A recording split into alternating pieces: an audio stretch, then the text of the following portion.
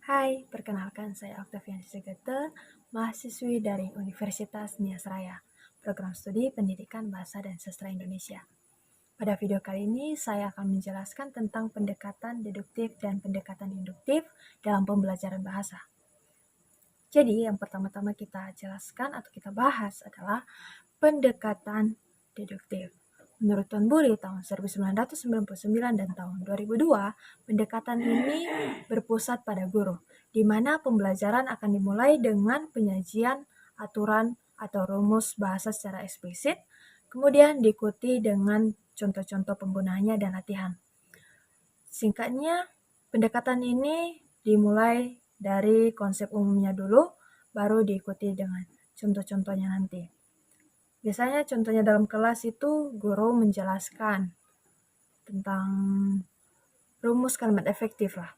Baru dalam penjelasannya itu pasti akan mengikutsertakan beberapa contoh kalimat efektif.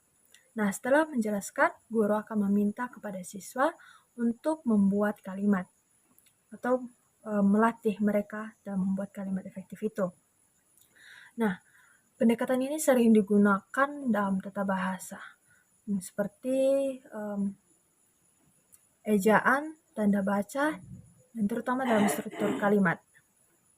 Pendekatan ini memiliki kelemahan dan kelebihannya. Kelebihannya itu adalah mempercepat atau mempersingkat waktu, karena pendekatan ini sangat cepat dan efisien, dan tidak membingungkan siswa-siswa yang pasif. Pendekatan ini juga cocok untuk materi-materi yang butuh kejelasan tentang aturan-aturannya, seperti dalam tata bahasa tadi. Nah, untuk kelemahannya, timbal balik. Siswa yang pasif tadi hanya cenderung akan menerima, dan siswa-siswa juga bisa saja cepat lupa, dan penalaran mereka juga kurang dilatih. Untuk penerapan pendekatan ini itu sama seperti contoh tadi, dijelaskan dulu atau guru menjelaskan dulu dan memberikan contoh, barulah nanti siswa akan diminta untuk melatih mereka atau mempraktekkan nantinya. Nah, sekarang yang kedua yaitu pendekatan induktif. Menurut Tuan Buri, pendekatan ini berpusat pada siswa, mana pelajar akan dihadapkan beberapa contoh bahasa dalam konteks, lalu diminta untuk menemukan sendiri pola aturan tata bahasa tersebut. Singkatnya, pendekatan ini dimulai dari contoh-contoh dulu yang diberikan kepada mereka, barulah nanti siswa sendiri yang akan menyimpulkan konsep umum dari contoh itu.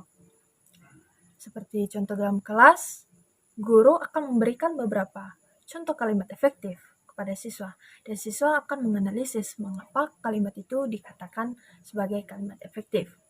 Nah, pendekatan ini juga sering digunakan dalam menganalisis teks, menemukan gaya bahasa, dan menemukan unsur-unsur kebahasaan. Untuk kelemahan dan kelebihannya itu, pertama yang kelebihannya itu akan membuat siswa lebih aktif dan menggunakan penalarannya. Siswa akan lebih kritis. Dan untuk kelemahannya, dalam waktu pastinya menggunakan waktu yang lebih lama, karena di sini atau di pendekatan ini siswa harus memahami dulu mengapa itu dikatakan sebagai kalimat efektif atau apa alasan dari contoh itu. Dia akan menyimpulkan sendiri. Nah, untuk penerapannya itu sama seperti di contoh juga, yang akan dimulai dengan contoh-contoh, barulah nanti siswa akan menganalisis, baik itu secara berdiskusi ataupun menganalisisnya secara mandiri. Barulah nanti mereka akan menyimpulkan sendiri dari konsep atau contoh itu.